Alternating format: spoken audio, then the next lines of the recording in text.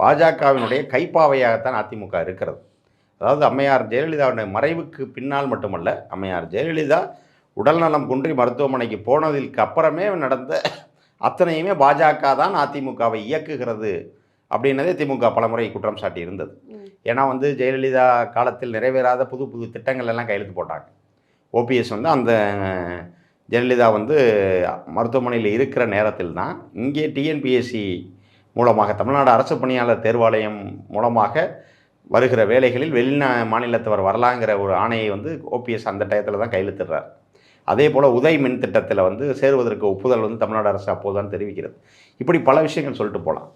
அதே போல் அவர்கள் மறைவுக்கு அடுத்த பின்னாலும் கூட யார் அந்த ஆட்சிக்கு வரணும் யார் அப்படின்னு அதிமுகவை முழுமையாக தன்னுடைய கட்டுப்பாட்டில் பாஜக தான் வைத்து கொண்டது.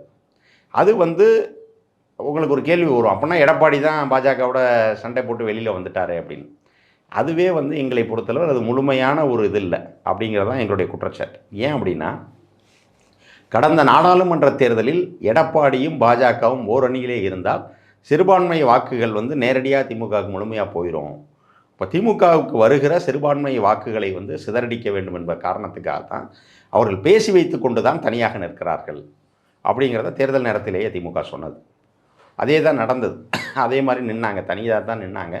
இன்னும் ஒன்று அவர்களுடைய வேலை என்ன அப்படின்னா, இந்த திராவிட முன்னேற்ற கழகத்தினுடைய தோழமை கட்சிகளை எப்படியாவது வெளியே கொண்டு வந்துடணும். சில கட்சிகள் எப்படின்னா அதிமுகவும் பாஜகவும் ஒன்றா இருந்தால் அங்கே சில கட்சிகள் போக மாட்டாங்க.